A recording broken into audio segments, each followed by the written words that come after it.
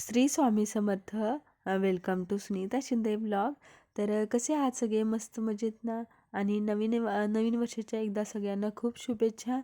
तर आज नवीन वर्षाची सुरुवात ही छान असं मंदिरात जाऊन करायची होती आणि त्यातच आज गुरुवार देखील होता. तर म्हटलं छान असं सकाळी स्वामींचं दर्शन घ्यावं. तसं तर दर गुरुवारी आम्ही नेहमी संध्याकाळी जातो, पण आज म्हटलं सकाळी जावं. आणि या मंदिरात आहे ना, एक वैशिष्ट्य म्हणजे छान अशा स्वामींच्या ज्या ज्या फ्रेम लावलेल्या आहेत, त्या प्रत्येक फ्रेममधून छान असं म्हणजे अनुभव, स्वामींचे अनुभव जे जे आलेले आहेत भक्तांना ते दाखवलेले आहेत. त्याच्यातून छान असं स्वामींचं दर्शन घेतलं. आज जरी सकाळ सकाळी गेलेलं होतं तरी देखील गर्दी ही होतीच. आणि थंडी इतकी आहे भयानक की स्वेटर वगैरे काही काढूच वाटत नाही. आणि स्वामींची ही प्रसन्न मूर्ती बघितल्यावर आपल्या पण मनात एक प्रसन्नता निर्माण होते.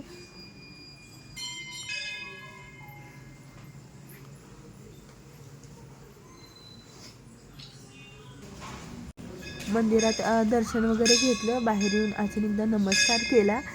किती वेळा जरी नमस्कार केला तरी तो काही कमीच पडतोय.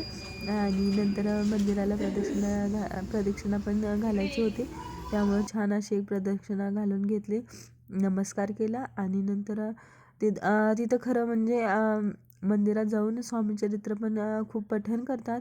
पण सकाळी घाई गडबडीत काही होत नव्हते. बरेच असे भाविक होते, म्हणजे सेवेकरी होते बरं का. ते तिथं स्वामीचरित्राचं पारायण करत होते. पण काही कधी होतंय कधी होत नाही, त्यापेक्षा म्हटलं घरी करावं. नंतर तिथं महादेवाचं देखील पिंड आहे.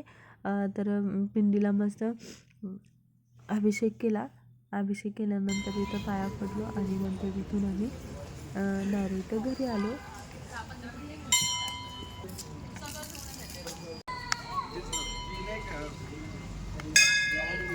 घरी आले आणि घरी आल्यानंतर माझी घरची देवपूजा वगैरे पण बाकी होतं. सगळं पटकन आवरून घेतलं, कारण आज थोडासा वेळ झाला होता मंदिरातून यायला वगैरे. नंतर मग त्यानंतर स्वामी चरित्र सारामृत हे माझ्याकडं आहे बरं का.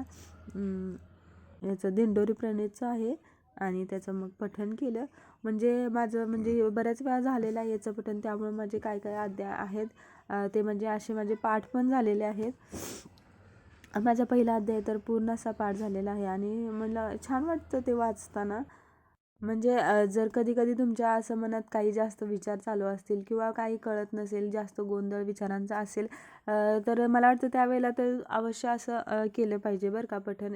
याच्यामुळं काय होतं, आपल्या मनात म्हणजे त्यावेळेला काहीच राहत नाही, थोडं मन आपण पूर्ण ब्लाइंड होतो आणि छान मग नंतर पुढे वाचन केल्यानंतर ते फ्रेश पण वाटतं. मला असं वाटतं बरं का, फ्रेश वाटतं आणि त्याच्यानंतर आपल्याला म्हणजे विचार पण क्लिअर होऊन जातात.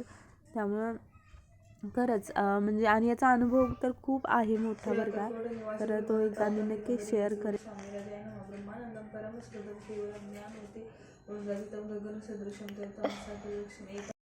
त्यानंतर आज आहे ना, काल 31ला काही केलं नव्हतं, तर मग म्हटलं आज घरच्या घरीच केक बनवूयात. तर मी पहिल्यांदाच बनवणार होते बरं का. मग त्याच्यासाठी मी म्हटलं चला आपण ट्राय करूयात आणि हे झाला व्यवस्थित, रेसिपी पण शेअर करू. तर याच्यासाठी साहित्य काय केलं होतं, घेतलं होतं तर मी 1.25 कप ही गव्हाचं पीठ घेतलं होतं.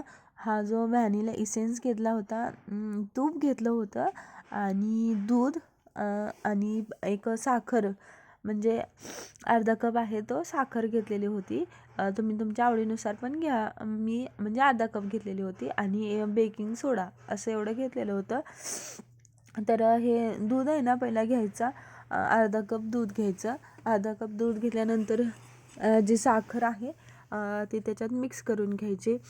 जर पिठी साखर घेतली तर मिक्स व्हायला वेळ लागत नाही, पण जर आपली मोठी साखर असेल तर ती थोडी मिक्स व्हायला वेळ लागते. फक्त याच्यासाठी दूध घेताना आपण आहे ना, म्हणजे ह्याला ह्याचंच घ्यायचं रूम टेम्परेचरचं, म्हणजे फ्रीजमधलं थंड पण नाही आणि गरम पण नाही, साधं नॉर्मल असेल ते.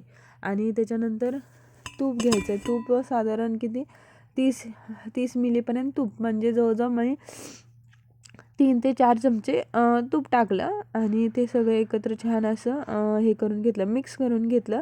आणि साखर काय विरघळायला वेळ नाही लागला जास्त, पिठी साखर होती, त्यामुळं छान ते सगळं असं मिक्स करून घेतलं.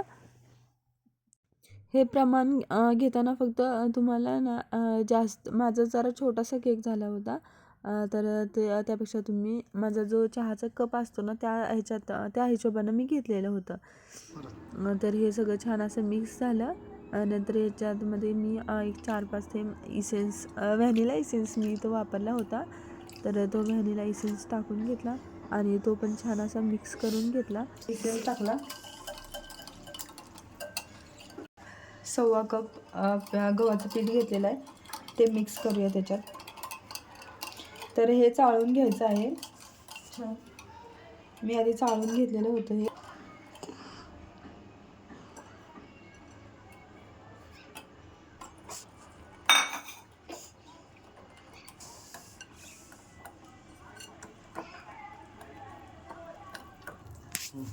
याच्यात आपल्याला लागेल तसं दूध आपण थोडं थोडं घेऊया.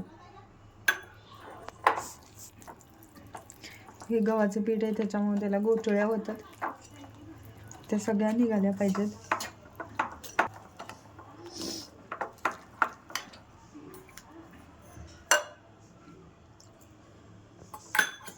गव्हाच्या पिठाला गुठळ्या होऊ नये म्हणून त्याला छान असं मिक्स करून घ्यायचं. तर त्याच्यासाठी लागेल तसं मी थोडं थोडं दूध असं घेतलेलं होतं. साधारण मला अर्धा कप असं दूध लागलं. त्याच्यानंतर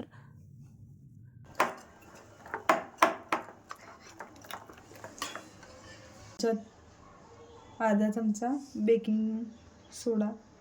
ह्याच्यात अजून आपण बेकिंग पावडर देखील वापरू शकतो, पण माझ्याकडे नव्हती, त्यामुळं मी फक्त सोड्याचा वापर केला. पण खूप छान झाला होता बरं का केक. तर त्याच्यात अजून थोडंसं दूध ओतलं आणि मग त्याची चांगली कन्सिस्टन्सी तयार होण्यासाठी छान असं मिक्स करून घेतलं. आणि फायनली छान अशी त्याची कन्सिस्टन्सी तयार झाली.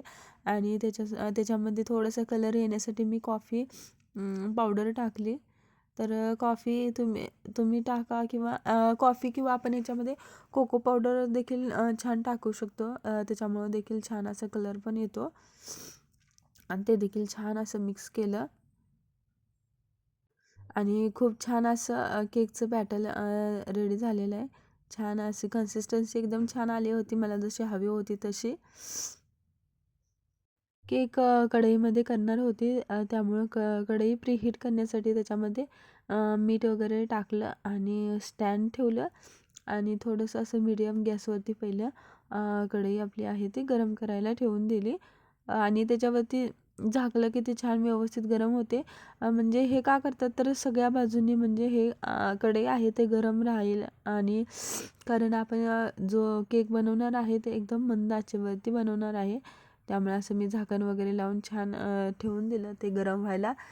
तोपर्यंत इकडं बॅटर, माझ्याकडे बटर पेपर तर नव्हता, तर खाली तूप लावलं आणि थोडंसं पीठ लावलं, म्हणजे जेणेकरून खाली तो चिकटणार नाही, काही नाही. असं 2-3 वेळा छान टॅप करून घ्यायचं.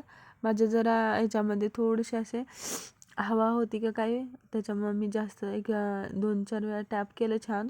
आणि मग ते याच्यामध्ये डेकोरेशनसाठी काजू आणि बदामचे थोडेसे तुकडे केले आणि ते टाकले. आणि याच्यामध्ये छान तुम्ही चेरी, टुटी फ्रुटी हे देखील छान टाकता येतील. बघितलं माझं बॅटर म्हणजे कमी झालेलं होतं, त्यामुळं एवढा मोठा केक झाला नव्हता, पण टेस्टला तर खूप छान होता. आणि हा जवळजवळ 30 मिनटं मी ठेवला बरं का. एकदम मंद आचेवरती ठेवलेला होता, गॅसची फ्लेम एवढीच ठेवलेली होती मी. आणि त्याच्यावरती जवळजवळ माझं 30 मिनिट लागला. आणि 30 मिनिटानंतर हा एवढा असा फुललेला होता. जेवढं प्रमाण होतं ना तेवढं बरोबर झालेलं होता. आणि केक पण चेक केला तर व्यवस्थित छान तयार झालेला होता. तर मग छान असं मी ताटात, थंड झाल्यानंतर ताटात काढून घेतला. आणि घेतल्यानंतर म्हणजे हा बघा असा पूर्ण फुललेला होता बरं का. आणि खूप छान पण दिसत होता. थोडा कॉफी कलर मिळाला छान. नंतर आम्ही दोघींनी केक कट करून घेतला. आमच्या अंशूला खूप आवडतो केक कट करायला, त्यामुळे मस्त केक कट केला.